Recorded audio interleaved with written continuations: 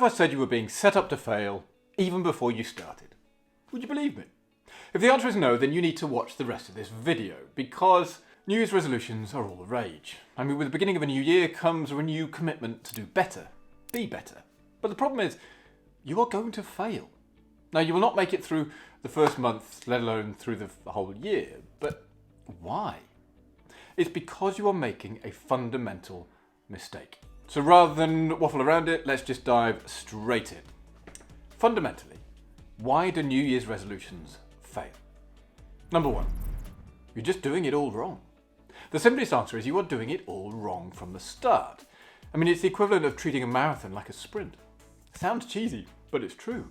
Let's take the London Marathon, as I'm sat here in Southwest London, for example. If you are training to do the 26.2 miles, you cannot set out at the pace that you would run the 100-metre sprint.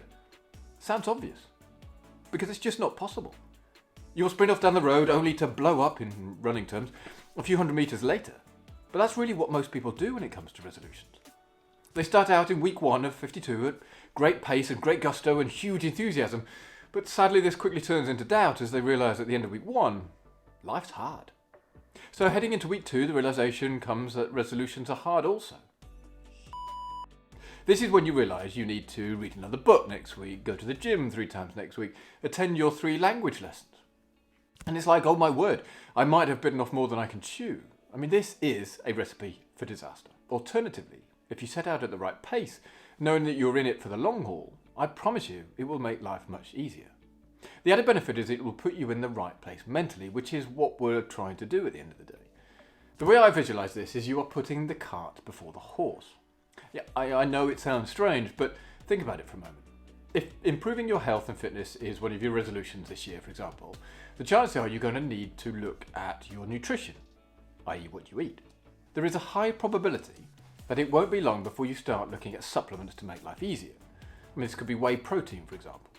There is no doubt that for you to hit your protein number and ergo improve your chance of getting fitter, it's an easy way to get your protein in for the day. But also, it is equivalent of putting the cart before the horse. If you are taking protein supplements, but you have a really crappy diet, this is completely the wrong way round. It is the proverbial equivalent of throwing jelly at the wall. Some might stick, most of it will not. That's because putting the cart before the horse just doesn't work. It would be much better to get your big ticket things sorted first, like energy balance, micronutrients and so forth. And then we look at supplementation. But we digress. Number 2, too much thinking. Another reason why you might fail is that through too much thinking, and quite frankly, not enough doing. As the Elvis song says, a little conversation, a little more action is probably quite apt. You can have the world's greatest resolutions written down, but if you don't actually take any action, you're never really going to make any progress. This is a harsh but true lesson. You'd be better off thinking less and doing more. Number 3, weak whys. One of the big reasons resolutions fail is because people know what they want to do, but their whys are not strong enough.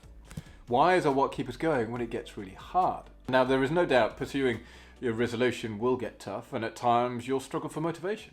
And quite frankly, you might want to give up. But if you have a strong why, it's far easier to keep going. So ask yourself this: why is it important to you? What's important to me probably isn't important to you, so it's got to be specific for you. Let's say you're going to walk your daughter down the aisle for her wedding in the summer and you want to be fit and healthy for it. I mean, that's a strong why. That's for you. That will help you get up in the morning when it's cold, dark and wet outside to get your time in at the gym. If you don't have a strong why, I promise you when the tough gets going, you will just give up. That means you're still likely to be trying to achieve your resolution this time next year. These are the hard yards, and unfortunately, there is no getting away from it. If we know the reasons why you could fail, how do we go about giving yourself the best possible chance to succeed? You see, making resolutions is actually only half the battle. The other half is execution. So with that in mind, here are the best tips to help you actually achieve your New Year's resolutions. Number 1, diarise it. So question for you: are you keeping a diary of your resolution? It's easy to write a list at the beginning of the year and say, this is what I'm gonna do. But actually running a diary and capturing your progress is hugely impactful. There's a reason why people have their goals and ambitions written down, so they can see them time and time again. It's reaffirming. Each time you see the goals, the questions flow through your mind, such as, Why are you doing this? How are you getting on? What's happening? What's changed? How much progress have you made? The act of writing it down triggers the thought process to acknowledge this is all happening. So as you get into February, March, April, and the rest of the year, you're seeing where you've come from, but also where you're going. You've also seen the efforts that you've put in, and I promise you that will make a big difference when you come to the end of the year. And you see how much progress you've made day on day, week on week, month on month, and hopefully throughout the whole year. Number 2, buddy up. One of the best ways to give yourself a great chance of succeeding in the resolutions is to make them with somebody else. That person is going to help you refine them and keep hold of them and ultimately keep you accountable. It could be your other half, your partner, your mum, your dad, your brother, your sister, your friend. It doesn't really matter. What matters is that you make yourself accountable. Because think about it. If you go to the gym 3 times next week and all of a sudden you have to check in on Friday evening with a friend and think, gosh, I haven't done it this week, I'm going to have to tell somebody that I didn't make it. I didn't do what I said I was going to do. So how does that make you feel? Are you comfortable with just saying that you couldn't be bothered, you didn't make it, or there was some other excuse? Or does it catch you here? Does it play on your why because it means a lot to you? That's why you need to make this effort. It's the little things that make the big difference. Number 3 is rank those resolutions. I want you to rank your resolutions. So go from the most important to the least important. And we all have a goals list. So list them out as I've just been through. Once you've got them listed out, the one that is most important to you should be your focus. The top of the list. The one that you absolutely focus on. If you only achieve one resolution this year, then let's make it that one. Because you have just listed it out and will tell me or your accountability buddy why it's important and why you're going to do it. Now, they can't all be first and they can't all be last. So it might take a little bit of analysis and a little bit of thinking around which one is the most important to you. It could be, do you want to give up smoking? Do you want to get fit? Do you want to learn a new language? Do you want to play the guitar? Do you want to start drawing? I don't really know. I mean, ultimately, they're your resolutions. But the point is, they can't all be first. And you need to be able to rank them. So how do we go about executing? Well, this one is easy to say, but tough to do. You need to keep an honest tab. You need to be really, really, really objective with how you're getting on. So don't kid yourself here. It's those little things that make a big difference. So as you monitor your progress on your resolutions, as you go through the forthcoming weeks and months and so forth, be honest with yourself. If you cannot be honest with yourself now, how do you expect to make any progress? I mean, you'd just be kidding yourself in the future. So don't do that. Number 4 is be accountable. Now, slightly different to the buddy up one previously, because this is choosing an accountability method.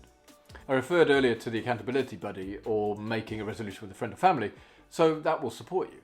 But the accountability piece can either be a carrot, i.e. you will reward yourself for doing something well, or a stick, if you have done something that you don't really want to do and you don't make it.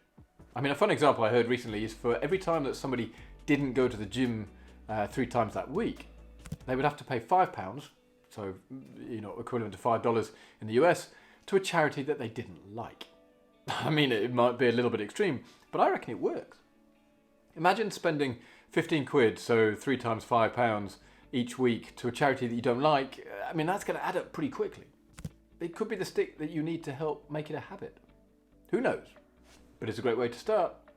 Conversely, if it is a carrot piece in terms of, say, well, if you want to manage to go 3 times next week, and at the end of it, you could take yourself out for dinner and have a drink with a friend, I mean, that might help.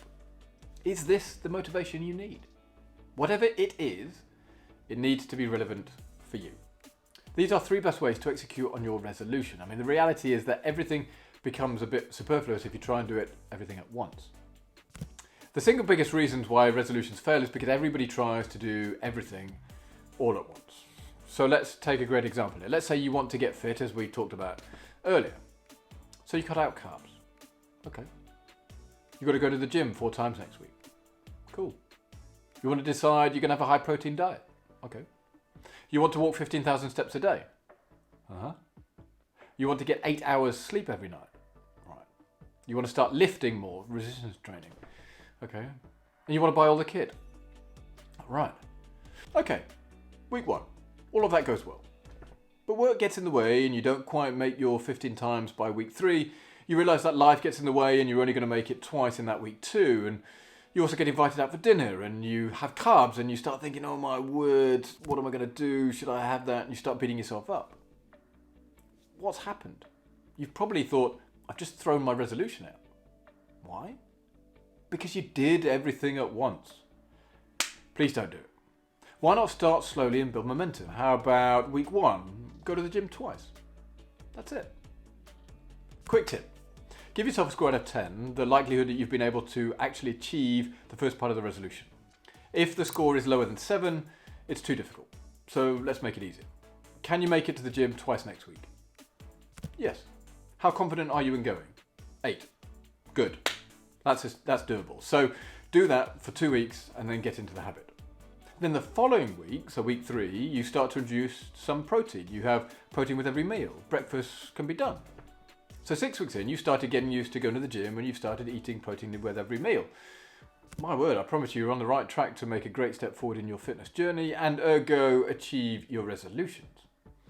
What you didn't do is start with great gusto, sprint the marathon, burn out 400 meters up the road and then think, stuff it. It's not going to work. And number 5, don't binge all at once, which is very tied into the previous one. This is the biggie and probably the reason why most people fail on the resolutions. They try and do everything at once. So they, as we've just been through, they say, let's do the gym, let's do the reducing alcohol, let's increase the protein, let's go out less, let's read more, let's start meditation, the list goes on, blah, blah, blah, blah, blah, blah. What is possibly doable in week 1 is impossible in week 5. More likely than the resolutions are being pushed to one side by week 2. Imagine if you missed one of them, then you just think, stuff it, I can't be bothered. And to be fair, it's mid-January and you've basically given up on your resolutions already. This is because people tend to binge on actions. The action bit is great. The trying to do it all at once, less so. So go slow. You're in for the long haul. Aim for sustainable habits which are repeatable consistently over time. That's how you make long-lasting change.